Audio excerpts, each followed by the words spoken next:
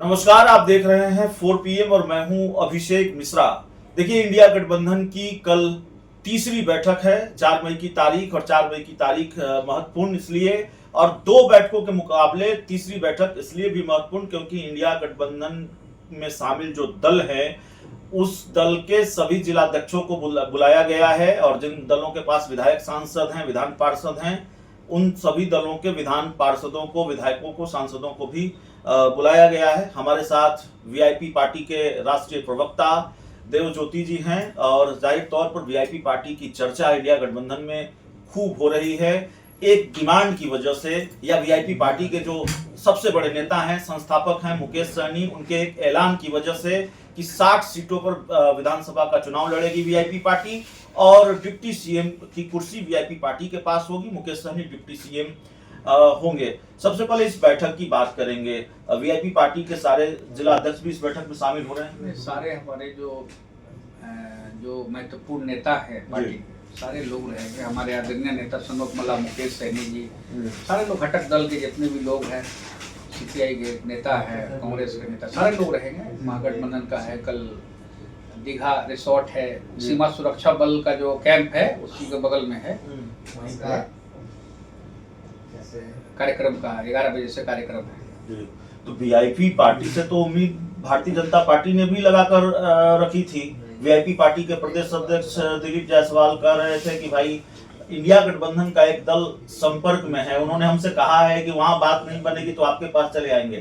तो इंडिया गठबंधन में तो वाम दल जाहिर तौर पर बीजेपी के साथ जाएगी नहीं, आरजेडी संपर्क करेगी नहीं, कांग्रेस संपर्क करेगी नहीं, इशारा वीआईपी की तरफ था। मुलाकात हुई थी क्या और उम्मीदें तोड़ दी क्या आपने भारतीय जनता पार्टी की? बिल्कुल झूठ, बेबुनियाद बात है। अगर हमारे आदरणीय नेता सनोक मला, मुकेश सहनी जी को अगर भाजपा के नेतृत्व में किसी से मिलना भी है तो अमित शाह जी नहीं जानते हैं क्या? आदरणीय प्रधानमंत्री जी नरेंद्र मोदी जी नहीं जानते हैं क्या? ऐसा थोड़ी ना है कि उनका कोई मतलब कोई पहचानता नहीं है। अब बिल्कुल झूठ बोले हैं भाजपा का प्रदेश अध्यक्ष मुकेश सहनी जी से उनकी मुलाकात, और भारतीय जनता पार्टी जो है वो दिन में सपना दिखाने वाली पार्टी नहीं। सवाल यह है कि मुकेश सहनी से उम्मीद पाल कर क्यों रखती है भारतीय जनता पार्टी? बीजेपी को मुकेश सहनी क्यों चाहिए? देखिए, 2020 का मैंडेट है, आपके सामने छुपा हुआ नहीं है। 2020 में सिर्फ 12,000 वोट का डिफरेंस था आदरणीय नेता विरोधी दल तेजस्वी यादव जी और नीतीश कुमार जी के बीच में 12,000 वोट का डिफरेंस था।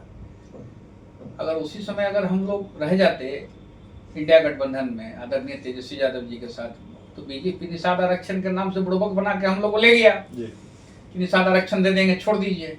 फिर वही काम कर रही है कि किसी तरह से आदरणीय तेजस्वी यादव जी के जो आज छोटा भाई बड़ा भाई का जो एक रिश्ता बना हुआ है, एक अति पिछड़ा और पिछड़ा का जो आज कॉम्बिनेशन है, जो पूरा बिहार देखना चाहता है, बिहार की जनता सेवा लेना चाहता है, दोनों से एक पिछड़ा अति पिछड़ा से जो है, वही कॉम्बिनेशन को फिर बीजेपी कंफ्यूजन करके तोड़वाना चाहती है। तो इस बार कोई कंफ्यूजन में नहीं आना है, इसमें डिटरमाइंड है, जनता मालिक है, जनता मैंडेट देने के लिए तैयार है आदरणीय तेजस्वी यादव जी को बिहार के मुख्यमंत्री के रूप में, और हमारे आदरणीय नेता मुकेश सहनी वीआईपी के संस्थापक उनको उप मुख्यमंत्री के रूप में। नहीं, उप मुख्यमंत्री पर दावा आपका है और मुकेश सहनी बहुत खुलकर कहते हैं इंडिया गठबंधन में कोई दूसरा दल ऐसा नहीं है जो सीधे डिप्टी सीएम की कुर्सी पर दावा ठोके या कहे कि हम इतनी सीटों पर ही लड़ेंगे।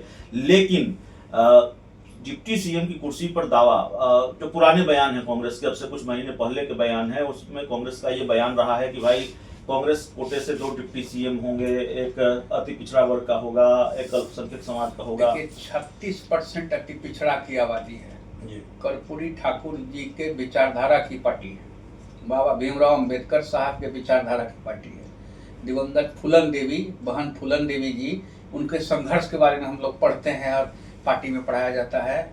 और हमारा जो कोर कमेटी है और हमारा जो कैडर है, उनके संघर्ष के लिए आप किसी निषाद समाज के घर में चले जाइएगा, वहाँ मुकेश सहनी जी का और फूलन देवी जी का फोटो आपको जरूर मिलेगा। 99% घर पे फोटो मिलेगा। आप इस चीज़ को, इस पे भी स्टोरी कीजिए। आप किसी निषाद गांव का आप हमको एड्रेस दीजिए, मैं आपको भेजता हूँ, जहाँ की संख्या है आपको मिलेगा, वहाँ ये दोनों का फोटो जरूर मिलेगा। तो अति पिछड़ा का जो है आवाज़, हमारे नेता तो निषाद समाज की आवाज़ है ही है। झारखंड, बिहार, उत्तर प्रदेश का, मतलब पूरे देश में आज के दिन में डंके की चोट पे बोलते हैं कि इससे बड़ा निषाद की आवाज़ कोई नहीं है। और एक अति पिछड़ा समाज का कोई अगर उप मुख्यमंत्री बनता है, अभी आप बोल रहे थे बीजेपी तो केंद्र में मंत्री बनाने के लिए तैयार है। ये तो बड़ी बात कर रहे हैं आप। केंद्र में मंत्री बनाने के लिए अभी, हाँ अभी भी करा देगा, बोले कि राज्यसभा चल जाइए, वहाँ चल जाइए, सब केंद्र में। लेकिन बीजेपी के साथ जाके क्या कीजिएगा, वहाँ लोडर बन जाना है।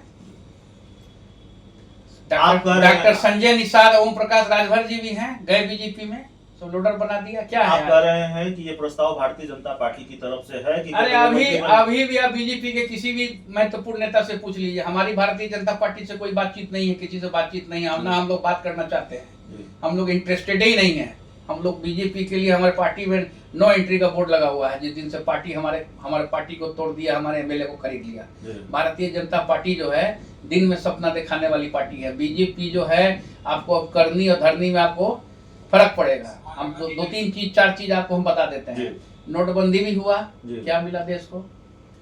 आई वॉश, खाली हिंदू मुसलमान करने से देश नहीं चल सकता है। यहाँ रोजगार चाहिए, यहाँ कैसे आपको वैकेंसी निकलेगा, कैसे इंडस्ट्री आएगा, किस तरह से आपका विकास होगा। बिहार सबसे अंतिम लास्ट डिजिट में है रोजगार में, इंडस्ट्री में, सब चीज में। 20 साल में खत्म कर दिया बीजेपी।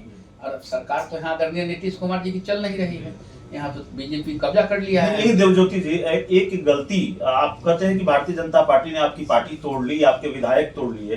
तो विधायकों को तोड़ने को लेकर हमारा सवाल है कि एक गलती तो या एक पॉलिटिकल ब्लंडर तो 2020 के विधानसभा चुनाव में ये हुआ कि भारतीय जनता पार्टी के उस फॉर्मूले को आपने स्वीकार किया जिसके तहत सिंबल आपका होगा और जो उम्मीदवार होंगे वो भारतीय जनता पार्टी की पृष्ठभूमि से आएंगे।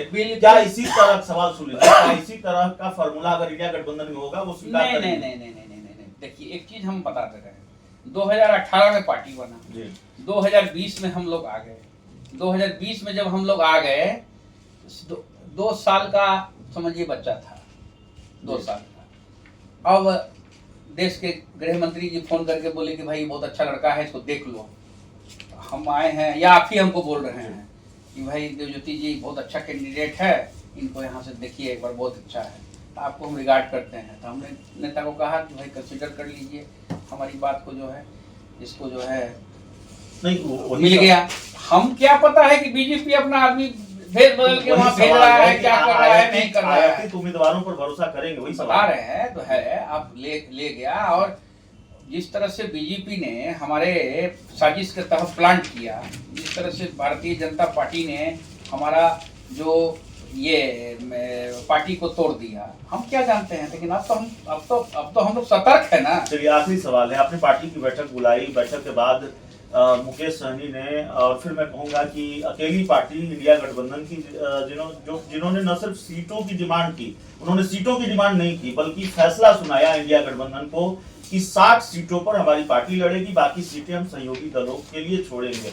इंडिया गठबंधन की 2 बैठकों में आप शामिल रहे हैं, बैठकों के अंदर क्या चर्चा होती है मैं नहीं जानता, पूछूंगा भी नहीं, लेकिन ये 60 सीटों की जो डिमांड है उस पर भी चर्चा हुई क्या इंडिया गठबंधन की बैठक में, और कितना पीछे हटेंगे? 50 पर आएंगे, 40 पर आएंगे, 30 पर आएंगे? देखिए यहाँ सीट का जो समझौता है, सीट का समझौता जो शेष नेतृत्व है उन लोग में बातचीत चल रही है। हम लोग बहुत कंफर्टेबली सीट को एडजस्टमेंट कर लेंगे, कोई दिक्कत नहीं है।